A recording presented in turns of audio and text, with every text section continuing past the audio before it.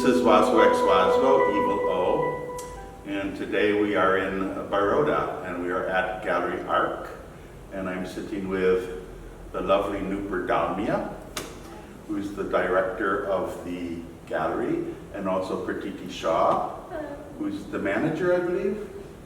Curator for the gallery. The curator of the gallery, sorry. Okay, so we got that straight.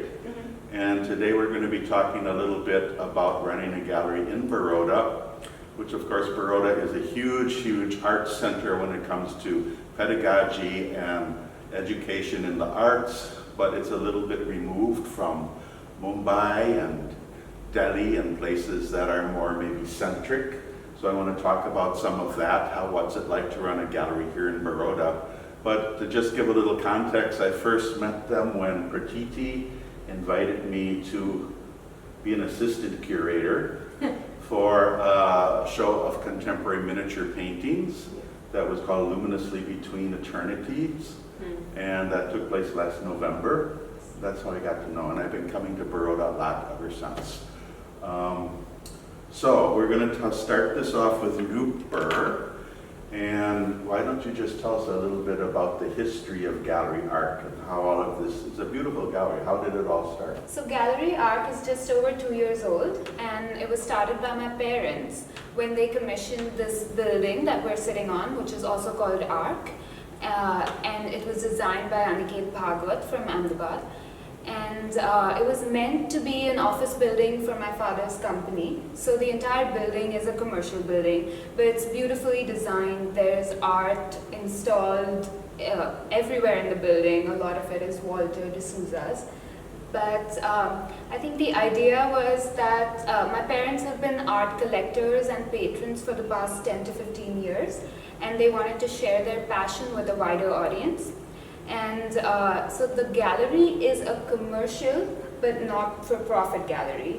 What that means is that all of the revenues go back into the organization towards our shows and to supporting artists, but we do want to keep the pressure on ourselves of being sustainable and continuously growing and being as efficient as possible. And we are a small team. It's Pratiti, who's the curator and who's actually been with the gallery for 3 years since it started, and I work as the director. And we have another curatorial assistant called Ayushi Beniwal, actually whose work we're sitting in front of. This is Ayushi's work, yes. She's also an artist, and she was in one of our shows. I just want to cut in a little bit and just say that this space is beautiful. You're only seeing a small portion of it here. It's very long and thin. It's kind of strange that way. It's a long, thin gallery, but it's amazingly functional. You can just do so many things in the space. And when I worked with Pratiti and Nupur, they let me divide it up however which way I wanted to, with walls, temporary walls, whatever. So I mean, it's a space you can just do so much with. And it's nice because it forces you to get close to work sometimes and see it closely, which is really nice. So. Pratiti, what were some of the exhibitions you had here besides mine? What past exhibitions have you had? This may take a while. We've had 9 shows so far. Well, pick out a couple that you remember that you liked. Okay, so our first season was a little more of us testing our waters or finding our footing or finding our language. So first show, as she mentioned, this building is designed by Aniket Bhagwat, but also a very interesting feature of the space is how it has art and architecture that amalgamate from the very get-go. So art is not looked at as only a decorative add-on. And most of this art that we have in the building, at least externally, is all created by Walter de Souza. So our opening show was with Walter, because obviously it was the opening of the space, the building, the gallery, and that felt like the most fitting way of celebrating Walter's work. And at the same time, that particular show was not really a display in a gallery, but the entire building was the gallery in its own way. And so that was our first show, and we were very fortunate to have Nataraj Sharma, V. Ramesh, Veer Munshi, Ananjit Ray, and Hans Kaushik for for our first show. After that, we've had a show with Manisa, who's been important for everyone in Baroda, especially to the art world, and also personally to the Dalmia family, because I think a lot of inspiration and motivation of coming from art collectors to sharing your passion with the world through a gallery is something that Manisa KG Subramaniam was an inspiration too. So I have a question for the two of you. Baroda, I know, has other galleries. This isn't the only one, but I always hear that Baroda galleries kind of struggle because all of the collector activity tends to go on in Delhi and Mumbai. Do you find that's true? How do you find it is running a gallery, a serious gallery in Baroda? And what are your plans to maybe change that scenario a little bit if that's true? Sure. So there are, of course, two sides to the coin. And from a market perspective, it's definitely not ideal as compared to Bombay and Delhi. You simply don't have the volumes. And for that, we do put added pressure on ourselves in terms of promotion and getting the word out there. We do plan to start traveling our shows starting in a couple of months this season, and then more so later, and participate in fairs, etc. But what's really thrilling about working in this gallery and working in Baroda is that we're so close to a lot of the artists, to MSU, and this city is just so culturally inclined. It's grown up with artists embedded in the city. So I guess, like, besides sales, we work so hard to put up our shows, and you really want people to come and see the shows. And we never struggle with footfalls. Like the Luminously opening, it was completely packed. We had like 300 people. Yeah, I think. there was just packed, like sardines. Right. But you have that beautiful courtyard outside too, which works so nice for an opening. We have this space, and it's really satisfying to see people come in. And it's not just the openings. Every day we average about 100 people, 200 people through the rest of the show as well. So that's really nice. And just to tell you a personal anecdote about a little bit of a Pratiti mention about my parents' journey and my journey with art. So my father is a first generation entrepreneur from a really small township in Madhya Pradesh. My mom is from Calcutta. Neither of them come from very artistically inclined families or culturally inclined families. When they moved to Baroda, they didn't really even have enough money to afford art or anything like that. But the reason they got into it in such a big way is really the city. They would go to people's homes and there was art everywhere. And my mom was always interested in art, but she went back to do her art history when I was in high school. So they would see art in people's homes, it was everywhere. They were personal friends with Jyoti Bhatt, Jyotsna Aunty, your family has a close sir. Relationship with Jyoti Bhatt, I think. Right? Yeah, so they were really integral in my parents' journey, from why to spend money on art, what is good art, how to pick art. Jyoti uncle would actually help my parents decide what to buy and what to look at, what's good art. And that's a cultural thing. It's not specific to my parents. It's just so many people I know. But I don't see that trickle down in the same way in my generation. Somewhere, there's a lot of changes that's happened at MSU, and this generation is a little different. We're very ambitious. We have a lot of things on our wish list, from travel to different priorities, right? So this gallery for us, what it means is actually to just serve as a medium to take good art to the mass audience. Because what we say funnily is that we believe art is the proverbial chicken soup for the soul. There's no functional aspect to it, but it really, really has so much benefit that you can't really quantify. And somewhere I feel I've spoken to so many people, and I don't know if this is controversial to say, but arguably the cultural impact that art had on the city is somehow gotten fragmented, I think, compared to what it was 10 or 20 years ago. I just want to ask Pratiti, do you agree with that? Do you think it's being fragmented a little bit, the approach to art in Baroda? Because you're the curator, I imagine you still have a lot of connections with the students who have graduated and the artists living here. So like, I guess what I really want to ask is, what is your approach to selecting artists to be a part of exhibitions here? Because it seems like your exhibitions are a broad range of like more established artists and also like, I want to say emerging artists or new artists you haven't even heard of, but they're very good or they're interesting. So interestingly, as she mentioned, Baroda has always been an artist hub. Fortunately, because of MSU majorly, and also because it's an interesting space for a lot of artists to settle down from. But unfortunately also, it's interesting for the artists, but we've never had as many people looking into collections, or we've never had as many shows that these artists would do here. Most of them would probably travel to Bombay, Delhi, or further to promote their works. So yes, there is a little bit of a fragment per se. However, yes, because also I myself am from MSU, or the way we look at art, our introduction to art is usually the popular artists. But at the same time, there's a lot more that is happening in art, a lot more that you could question about art, a lot of norms of art that we wanted to break free. And that's what you did that very interesting curation, I think, of the art that was more, what was it called, material? The material gains. Yes. It was actually talk about that a little? Of course, I love talking about that. Okay.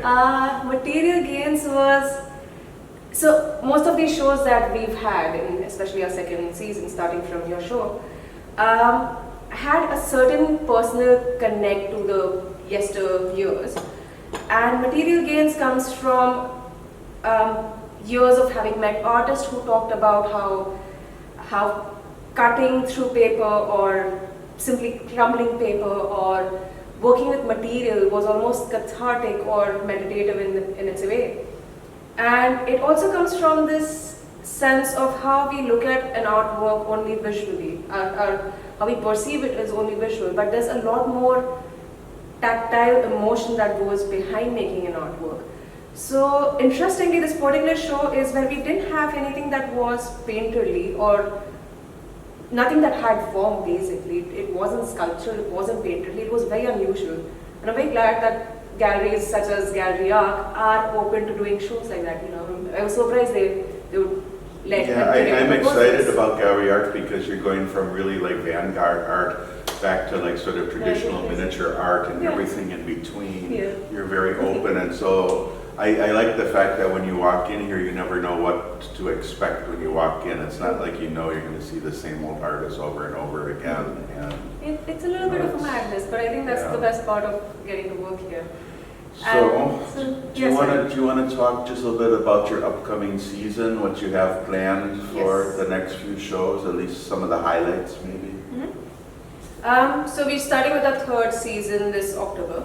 We're starting with a solo show of Santana's, which almost also is a fragment of Material Gains. We ended our last one with Material Gains, barring Embark. And Santana was originally supposed to be an artist from that show, but then we realized that there's a lot more to her work, and therefore we decided to give her a solo instead. So Santana's work, very interestingly, can be very deceiving because of how it looks minimal, but it has so many layers. She tears through her work, she cuts through it, she makes marks on her works, she polishes them over and over again. And by the end of it, that work looks like anything but paper. It would look like metal, it would look stitched, it would look, as I said, anything but paper. So we have Santana opening the next season. We then have a ceramic show because we wanted to see how that goes. We've not had the opportunity to have a show of the sorts yet. Following which, we're going to do a show with Alexander, who was our artist with... Alexander Gorlitsky, the contemporary miniaturist. Yes. So that's exciting to me. It is a very exciting show, but I'm anticipating it would be very exciting because the planning with him so far has been crazy excitement. He's a really funny guy. It comes That's with Alexander, I think. Alexander. Well, artists are artists, but it'll work out, I'm sure. So again, he was a part of Luminously, and we loved his work. But the more we interacted with him then during the show, we realized there's a lot more to it. We had 2D works of his that fit the show luminously so perfectly.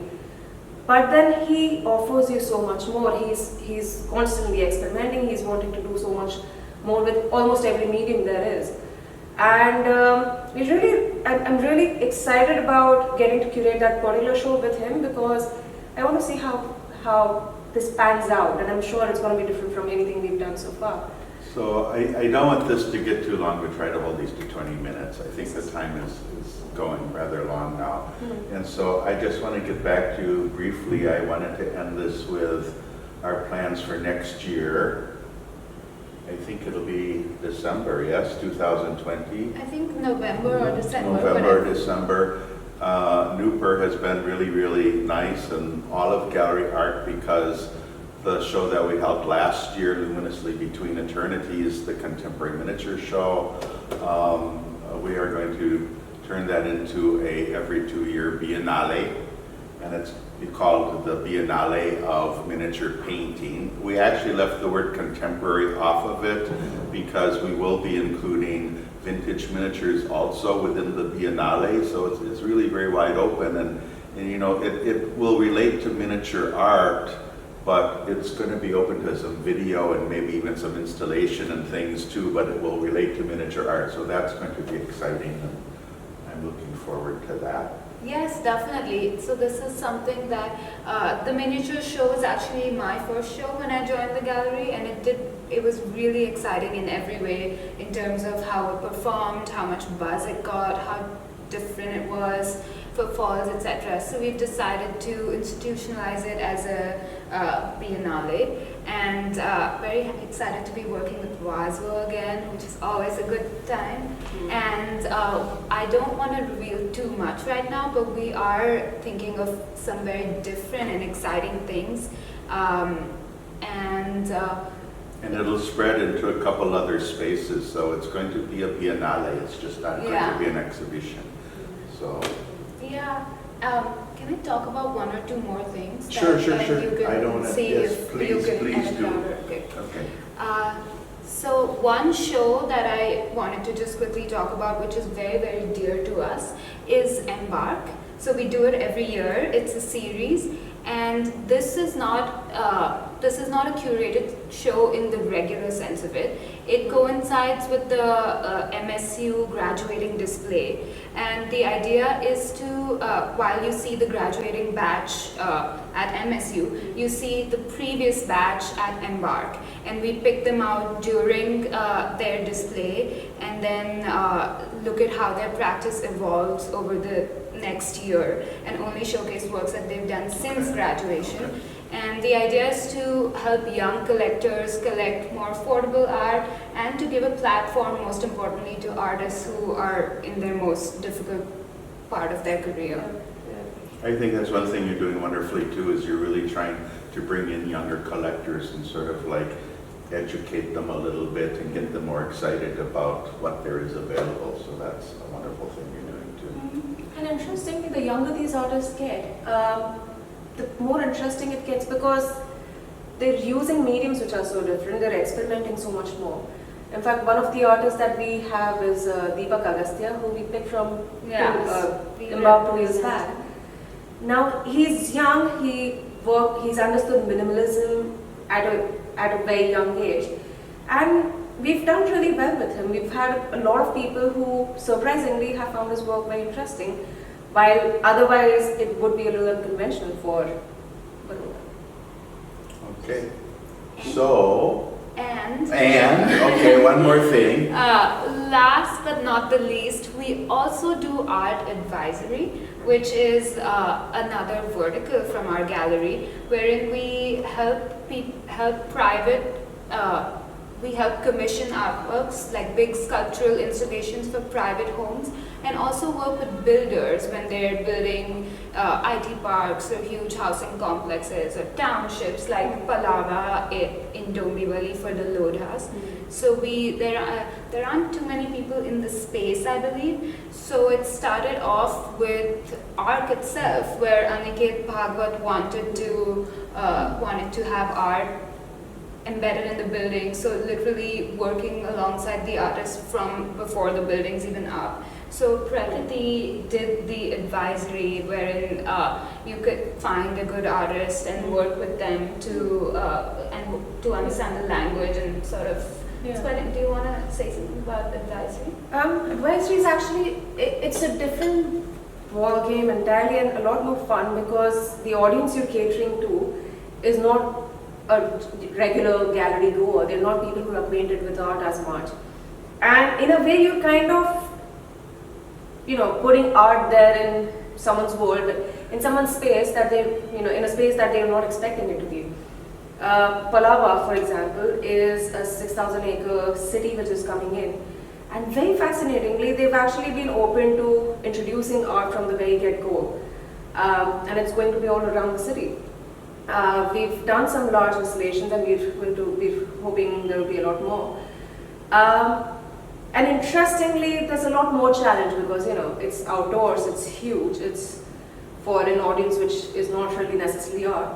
But we tried to see how we could curate it to fit that space best. It has to represent that space, the people of that land, the geology and the emotion of that space, basically. And one such very interesting work that we ourselves got recently is we have this river-like installation in our office upstairs, designed by Brigain. Oh yeah, that's gorgeous. I like that a lot. Yep. And it means so much to Ark with the story of Noah's Ark. It also has a very local sense to it because it represents the Vishwamitri River. And interestingly, in an office space which would otherwise be a little more solid, more metallic, it has this very soft, subtle touch because of the medium that the artist has used. And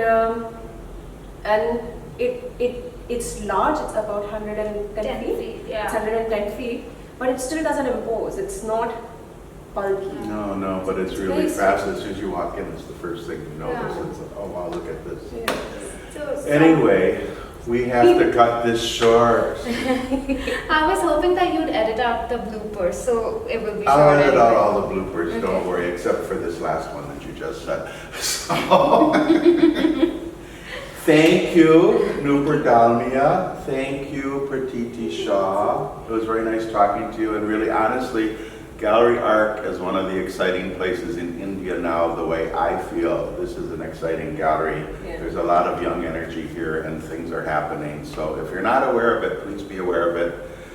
This is Waswo X Waswo, Evil O. Please like, subscribe, and see you next time. Bye. Thank you.